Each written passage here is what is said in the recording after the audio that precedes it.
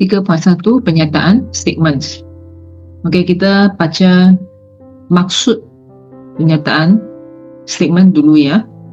Penyataan adalah satu ayat yang boleh ditentukan sama ada benar atau palsu, tetapi bukan kedua-duanya. Okey, kalau bawah, statement is a sentence such that it can be determined either true or false, but not both. Okey, salah satu saja. Okey, sini ada dua penyataan, iaitu benar dan palsu, false, true or false. Okey, kita lihat contoh ya. Contoh penyataan untuk yang pertama, betul lah kan? Jadi ia adalah penyataan benar, true statement. Yang kedua, bulatan bukan sebuah poligon. Circle is not a polygon. Okey, betul kan? Jadi ia adalah penyataan benar, true statement. Kita lihat yang kedua. Ini adalah yang salah ya, salah ya. Jadi contoh di sini adalah ini tambah ini sama dengan ini. Kalau kita tekan kalkulator, memang jawabannya adalah salah. Jadi dia adalah penyataan palsu, false statement. Boleh faham? Ini senang saja kan? Kita lihat yang bawah, hasil tanpa sudut pendalaman sebuah sisi 4 tepat ialah 180. The sum of interior angles of a quadrilateral is 180 degree. Salah lah, sepatutnya 360, betul tak? Jadi ia adalah salah, statement yang salah, palsu, false statement. Okey, murid-murid kalau yang tak ada nota boleh pause video untuk salin nota ini, sebab nota untuk muka surat ini iaitu 3.1 ni sangat penting, sangat penting ah. Nanti saya akan tambah sedikit nota tambahan lah. Okay, kita lihat yang nota kedua, pengkuantiti, quantifier. Jadi ini adalah mengenai kuantiti lah. Nampak perkataan sudah tahu. Okey, kita lihat ia ada merupakan penerangan terhadap bilangan objek yang terlibat dalam suatu penyataan. Bilangannya explain the number of objects. Jadi dia ada dua jenis, iaitu semua or sebilangan sum. Penyataan ini mempunyai perkataan ini. Itu saja. Okey. Murid-murid untuk bab 3 ya, bab 3 untuk tingkatan 4 ni kebanyakannya adalah menjawab mengikut nota ya, bukan mengikut kiraan. Ada sedikit sahaja kiraan, tapi kebanyakannya adalah mengenai mengikut nota yang saya diberi di sini. Jadi nota sangat penting ya. Kita lihat nota yang ketiga, penafian, negation. Suatu pernyataan dilakukan dengan menggunakan tidak atau bukan. Negation of a statement is done by using no or not. Tambah saja perkataan ini keyword ya. Saya sudah highlight keywordnya. Ini adalah penafian, negation. Okey, boleh ya? Okey, kita lihat yang jadual di sini, simbol dia ada guna perkataan P, dia ada guna simbol ini dengan P. Okay, sebenarnya katakan ini adalah pernyataan asal lah. Jadi apabila wujud simbol ini, maksudnya dia adalah sebalik dengan yang asal. Kita terbalikkan maksud, kita boleh terbalikkan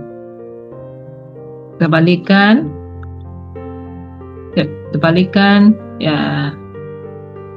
maksudnya, maksud asal. Ini katakan asal lah. Okey, contoh kalau nilai kebenaran, truth value, contohnya kalau yang asal ni adalah benar, true, maka kalau wujud ini dia adalah palsu, false.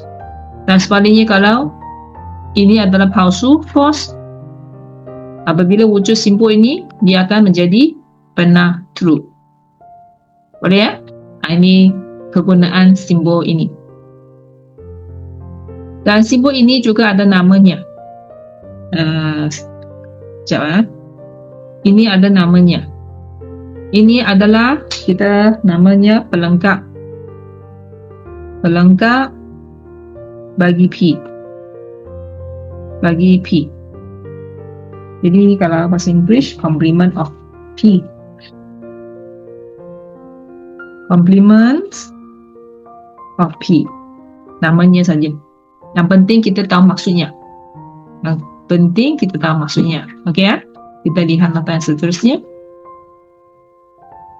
Nota yang keempat, pernyataan majemuk. Compound statements.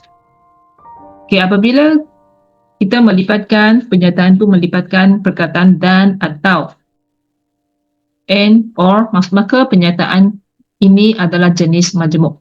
Compound. Itu saja. Tetapi untuk menjawab soalan jenis pernyataan compound, pernyataan majemuk, compound statement, kita perlu mengikut sini. Sangat penting. Sangat penting ya. Semua yang saya highlight, semua yang saya letak star adalah sangat penting. Murid-murid boleh salin ya, boleh salin nota yang penting. Katakan P dan Q. P dan Q adalah dua pernyataan lah. Dua pernyataan, dia gabung ya. Kalau apabila dia gabung, maknanya melibatkan dan. And, tengok sini ya. P dan Q. P dan Q P and Q. Jadi, P, Q termasuk sama sekali. Kita masuk dan. Okey, kalau pernyataan P benar, true, ini true, ini pun true, benar. Jangan saya letak warna lain. Kalau ini benar, true, ini benar, true. Kalau ini palsu, false, palsu, false, palsu, false. Ini kena hafal tau. Saya kena tulis ini, hafal. Penting. Okay, lepas tu yang bawah tu kita nak hafal macam ni. Macam mana? Ini senang kan? Benar, salah kan? Okay, jadi saya letak simbol. Senang kita tangkap maksud lah. Okay, kalau yang tengah-tengah ni, dia benar, palsu. Benar, palsu. True, false. Yang bawah sini, palsu, benar, palsu. False, true, false. Nah, hafal macam mana? Kalau P dengan Q, salah satunya adalah palsu, maka belakang mesti palsu. Hafal macam ni. Sekali lagi ya. Kalau P atau Q salah satu palsu, salah satu salah, tidak benar, maka yang di sini kesimpulannya adalah palsu, tidak betul, tidak benar, false. Boleh ya? Kalau kita atau or, dia akan jadi lain sikit. Kalau benar true. Palsu false. Okay, memang sama lah. Tapi yang tengah-tengah ni pula yang jadi lain. Kalau dia ada salah satu palsu, ada satu, sekejap saya ambil warna yang sama supaya nampak cantik sikit. Ini benar. Sila pause video dan salingkan ya. Palsu. Okay, ini setakat ini masih sama dengan atas kan? Okay, yang tengah-tengah ni benar, palsu, benar. Palsu, benar. Apakah beza di sini? Okay, saya tulis di sini sebagai summary ya. Sini kalau salah satu palsu, maka palsu. Kalau sini salah Satu, pernah, maka pernah. Nampak perbezaannya tak? Palsu, ini benar. Penting kena hafal. Tak ada jalan lain, kena hafal. Kena selalu baca berulang-ulang kali lah. Kita lihat yang nota kelima. Nanti apabila kita menjawab soalan, kalau saya nampak melipatkan nota di sini, saya akan tunjuk lah. Nota yang kelima terdapat dua pernyataan dalam bentuk implikasi. There are two statements in the form of implication. Okey, jadi lihat sini ada dua jenis ya. Jika P maka Q. If P then Q. Okay, kita tengok apa itu P, apa itu Q. Pernyataan P adalah antecedent. Antecedent. Ini adalah P. Q adalah akibat consequent. Saya bagi contoh. Jika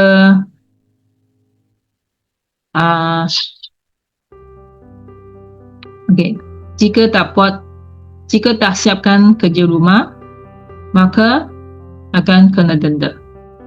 Ini contohlah. Okey, macam ni sajalah. Dia ada hubung kait P dengan Q. Tapi Q tu akan ikut P lah. Kalau P jadi salah apa-apa, maka Q akan jadi akibat apa-apa. Okey ya? Kita lihat yang kedua. Ini adalah P jika dan hanya jika. P mana? P if and only if. Ini keyword ya. Ini adalah maksudnya terdiri daripada jika P maka Q dan jika Q maka P. If P then Q. If Q then P. Dia melipatkan dan di sini. Dan.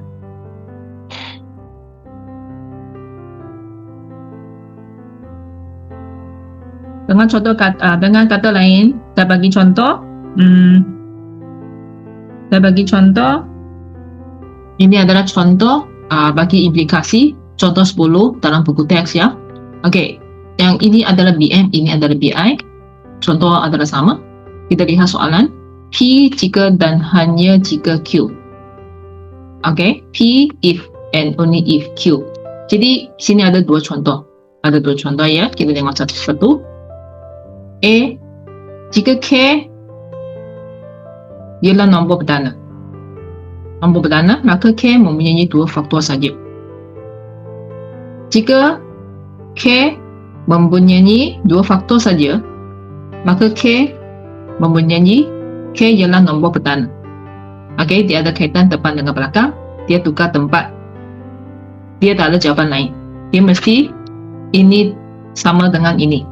Bersama-sama dengan ini. Okey, ini adalah di sini. Boleh faham? Okey, saya tunjuk. Kalau bahasa Inggeris nanti saya tunjuk. If K is a prime number, then K has only two factors. If K has only two factors, then K is a prime number. Apakah nombor perdana? Nombor perdana prime number kita hanya ada dua faktor saja. Kalau perdana prime number dia boleh dibahagi dengan satu dan diri sendiri. Betul tak? Ada dua faktor saja. Kalau jumpa nombor yang dua faktor saja, maka dia ada prime number.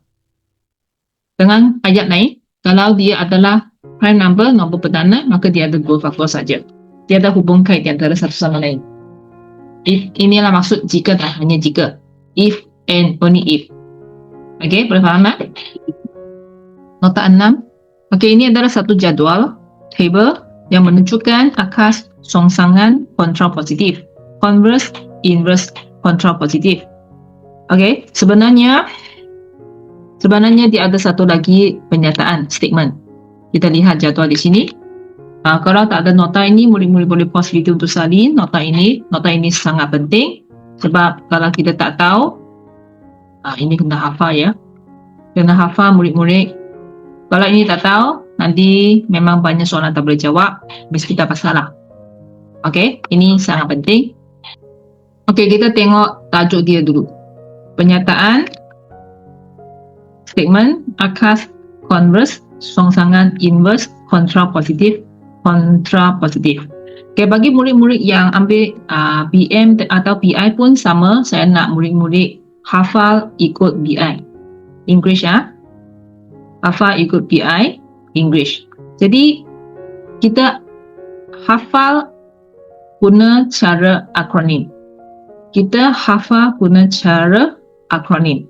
Contoh ya, kita ambil untuk yang statement, converse C, inverse I, kontrapositif C. Jadi huruf di sini adalah S, C, I, C. Kita kena hafal ikut urutan. Jadi lepas tu S ni kita hafal lah. Hafal saya cantik, I cantik. I cantik.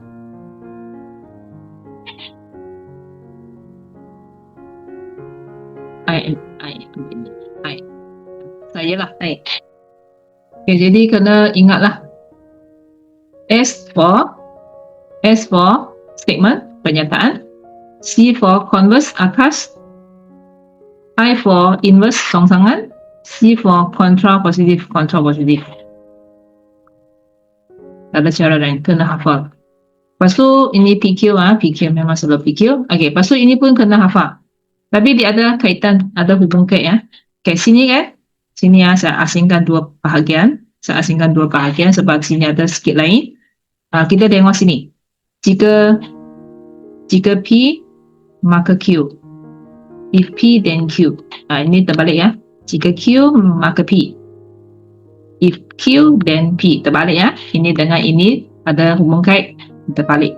Okay, lepas tu ini pula ada simbol ini, nampak tak? Okay, jadi ada simbol pun sama juga. Jika bukan P maka bukan Q. If not P then not Q. Ini terbalik ya. Jika bukan Q maka bukan P. If not Q then not P. Dia juga ada hubung kait. Yang dan satu sama lain. Saya letak arrow. Okey, arrow. Saya tak nampak. Okay, saya sudah asingkan dua kumpulan ya. Okay, ini hafal macam ni lah. Lepas tu kita tengok nilai di sini. Kita lihat yang benar dulu. True punya dulu. Jadi true punya sini dia semua benar. Lepas tu kalau salah,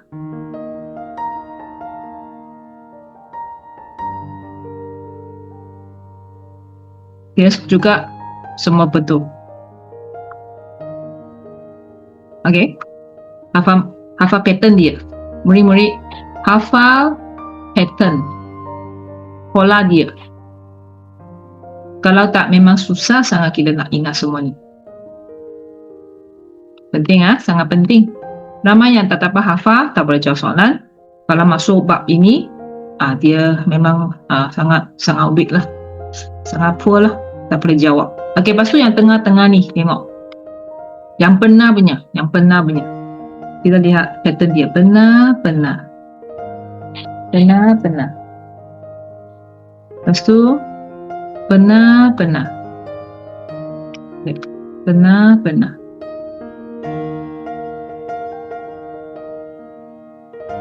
Lepas tu benar. Okey, dah. Tengok pattern dia, murid-murid. Saya ambil pink color. Okay, yang pertama dengan ini memang senang sikit nak hafal kan. Sebab kalau benar, memang semua benar. True. Yang depan ni kalau dua-dua sama, palsu, ini semua benar. Okey, yang susah sikit untuk kita hafal ialah ini dengan ini. Betul tak? Jadi ini kita tambah tadi ada pattern. Dia turun bukit, naik bukit, turun bukit. Turun bukit, naik bukit, turun bukit. Yang lain tu palsu lah, false lah. Okey, sangat penting. Masa buat latihan, boleh selalu rujuk dan cuba hafal. Okey, cara untuk menghafal jadual yang rumit macam ni, kita buat macam ni tau. Salin jadual setiap hari. Berturut-turut selama seminggu. Selalu berulang. Ini penting. Cara untuk kita hafal. Cara kita hafal. Salin jadual setiap hari, berturut-turut selama seminggu. Nanti lama kelamaan selepas 1 bulan jadi lupa kan? Buat balik. Lepas tu lama kelamaan lupa, buat balik. Terutamanya sebelum exam, kita kena memang sudah boleh hafal ya. Sangat penting. Okay, kita lihat contoh nota yang ke-7. Nota ke-7, contoh penyangkal. Counter example. Ia adalah satu nilai atau objek yang membuktikan a value or an object to prove bahawa suatu pernyataan itu adalah palsu. False statement. Kalau kita ada jumpa satu pernyataan tak betul, tak benar punya, kita kena prove kan. Jadi berikan bukti sahaja. Okey, nanti kita akan belajar bagaimana kita buat bukti lah. Kita sekarang masuk latihan ya. Okey, di sini ada latihan. Saya akan tunjuk sedikit saja. Randomly choose. Kita lihat yang soalan pertama. Tentukan sama ada ayat berikut merupakan pernyataan atau tidak. Pernyataan atau tidak. Determine whether the following sentences are statement or not. Dia tak kisah betul atau salah. Kalau dia statement, pernyataan, katalah yes lah, iyalah. Kalau bukan, kata bukan no. Okey, kita lihat contoh. Contoh pertama. Adakah ini statement? Adakah ini statement? Okay, lihat kalau persamaan, kalau apakah maksud pernyataan dua murid? Kita lihat balik sini sebagai revision. Kita kena jawab benar, palsu, true or false. Salah satu. Tapi bukan kedua-dua. Okey, ingat benar atau palsu, true or false. Cuba murid-murid tanya sendiri. Adakah ini betul? Adakah ini salah? Boleh jawab tak? Dia cuma bagi satu persamaan. Equation. Bagaimana kita tahu betul atau salah? Kita tak dapat tahu. Kita tak dapat tahu. Kita tak dapat tahu ini persamaan equation. Jadi kita tak boleh jawab benar atau salah. Benar atau tidak, kita tak boleh jawab. True or false to no. We don't know. Jadi ini jawapan kita tulis bukan no. Bukan pernyataan. Boleh faham? Contoh macam ni selalu kita jumpa dan banyak juga ada di buku teks ya. Okay, kita lihat satu lagi contoh di sini. Ini 49. Ia suatu nombor genap. Even number. Betul ke salah? Salah. Salah kan? Salah.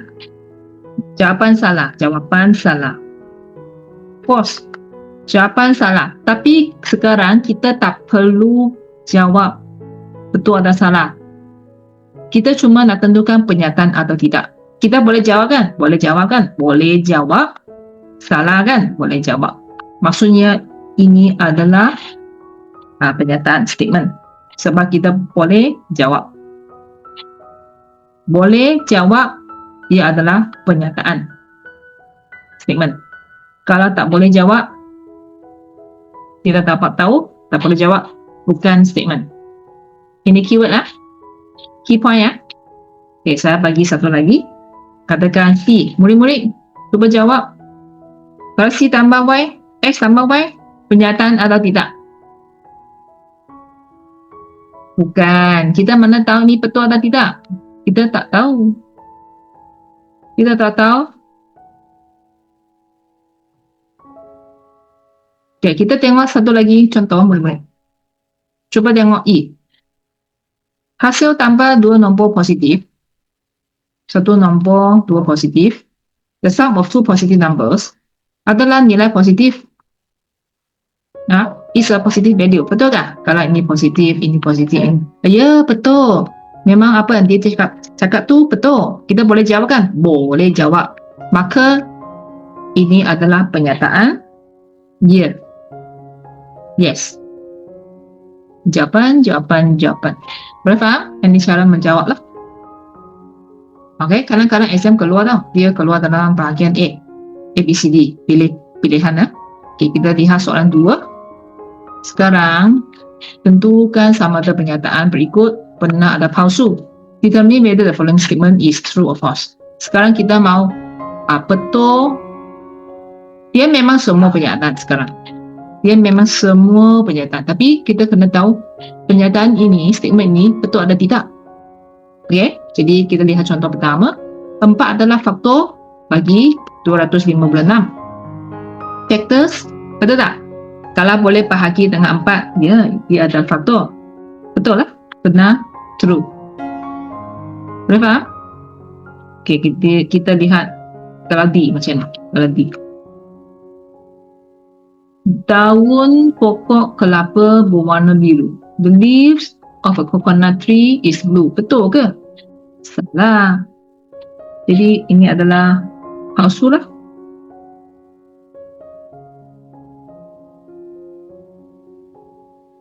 Macam ni.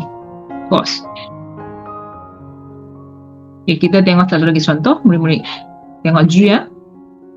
Semua haiwan boleh berenang. All animals can swim. Betul ke? Semua boleh berenang. Tak, monyet mana boleh berenang? Lembu mana boleh berenang? Betul tak? Jadi G ni salah, palsu. Palsu, false.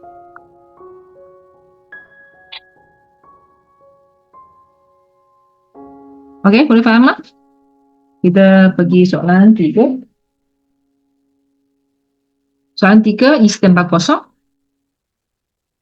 Ini kita kena isi tempat kosong untuk perkataan semua, sebilangan, or sum. Contoh. Baca sini. Semua segitiga mempunyai 3 sisi. All triangles have 3 sides. Kita kalau masukkan jawapan sebilangan, sum, salah. Tak betul. Semua baru betul. Okey, senang saja. Murid-murid boleh pause video dan cuba jawab soalan A sekarang. Apa jawapan di sini? Semua sebilangan or sum. Guru ialah perempuan. Semua ke? Bukan. Ada lelaki, guru lelaki, jadi ini sebilangan saja. Sebilangan. Sum. Itu saja jawapan. Okey, senang kan? Kita lihat soalan 4. Bentuk satu penafian. Bagi setiap pernyataan berikut dengan menggunakan bukan atau tidak, seterusnya tentukan nilai kebenaran. Tentukan nilai kebenaran. Form a negation for each of the following statements by using not or no, hence determine the truth value. Jadi kita lihat contoh pertama. Pernyataan di sini setiap soalan atau pernyataan dan palsu, benar, palsu, true, false. Kita lihat contoh pertama. 124 jelas satu nombor kuasa 2 sempurna. Betul ke? Kuasa 2 sempurna. Tahu kuasa 2 sempurna tak? Kita ambil, kalau kita tak pandai lah, kita ambil kalkulator tekan punca 1, 2, 4. Tekan ni ya. Sama dengan kita dapat 11 points. Ini kan. Kalau jumpa perpuluhan desimal, maka dia bukan sempurna. Not perfect square. Bukan. Bukan jadi ia adalah bukan. Bukan. Tengok cara dia jawab.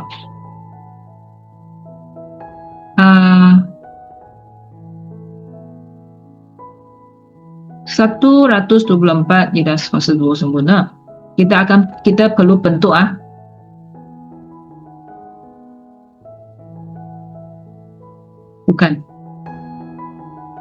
bukan satu nombor kuasa 2 sempurna. Not a perfect square number.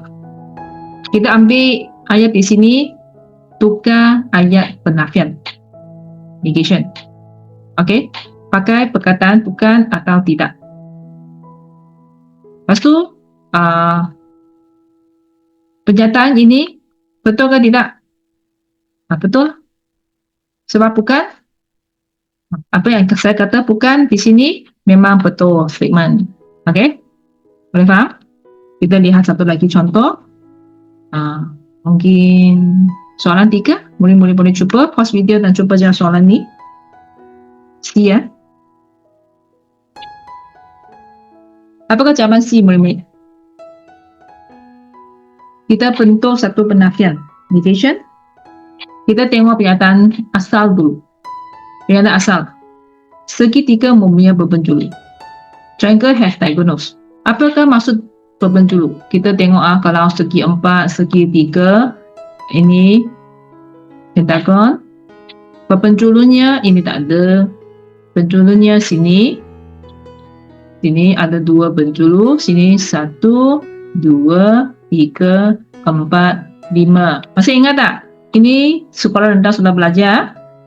Segitiga ada tak? Tak ada. Sini cakap ada ke tak ada? Sini cakap ada. Salah lah tu. Jadi kita kena bentuk satu macam ni. Jadi kita buat. Saya tulis di bawah ya. Untuk soalan 3, saya tulis di bawah supaya nampak lebih kemas.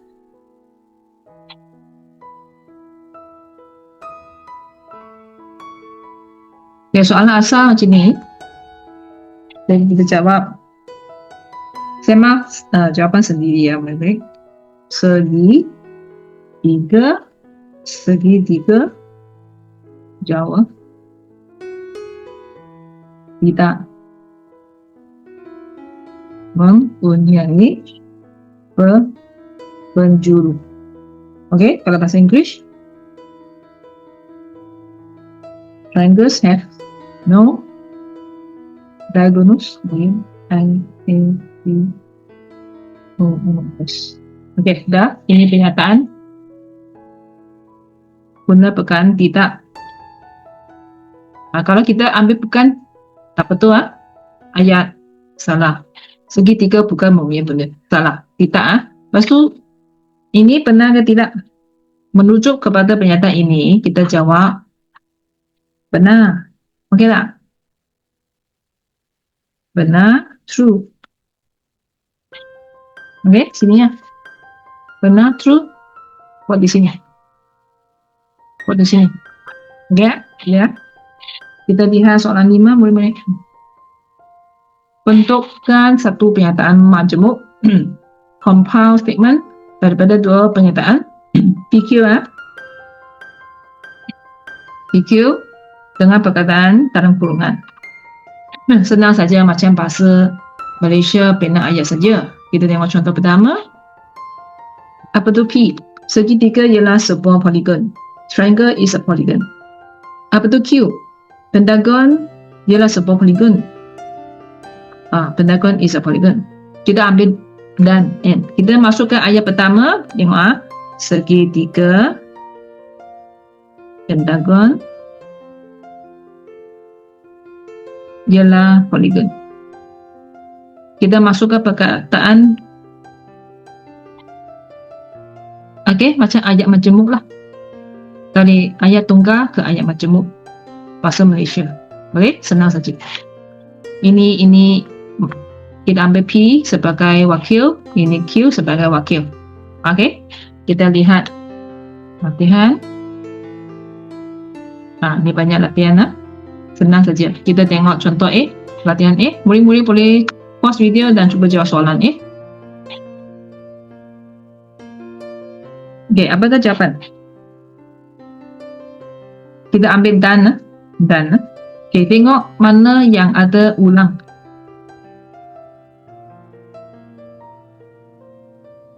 Okey, yang berulang ialah ini kan?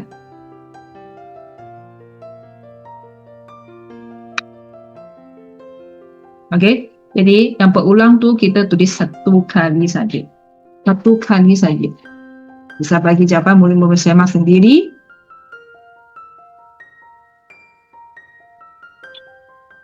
Menuju sini. Ini soalan asal. Jadi kalau saya nak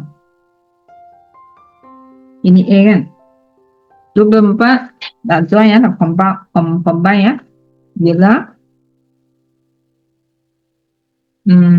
salin di belakang. Ialah satu nombor ganda 6 is a multiple of 6 dan boleh dibagi tepat dengan 2.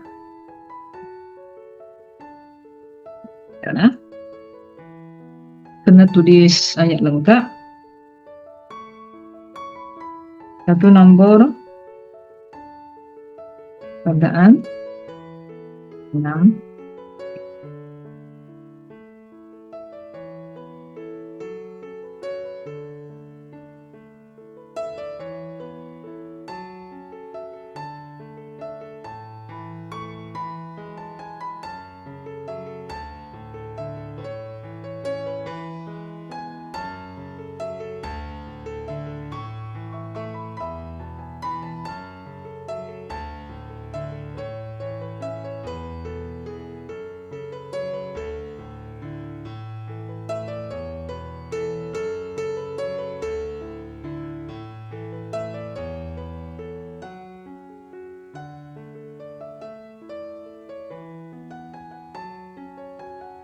Baik, boleh faham? Gabung ayat saja. Soalan 6. Tentukan dua pernyataan PQ. Determine two statement PQ daripada pernyataan majemuk. Okay, from each of the following compound statements. Kita lihat contoh. Sebenarnya kita nak pecahkan sajalah. Sini ada ayat yang panjang kan? Yang ni guna dan atau saja. Di sini contoh pertama ialah dan and. Okay, jadi kita nak asingkan dua ayat. Asingkan ayat satu ayat ke dua ayat. Kita lihat Pentagon mempunyai 5 sisi. Pentagon mempunyai 5 sisi. Okay, pentagons have 5 sides. Dapatlah? Lepas tu hexagon mempunyai 6 sisi. Hexagon has 6 sides. Itu saja. Senang kan? Okay.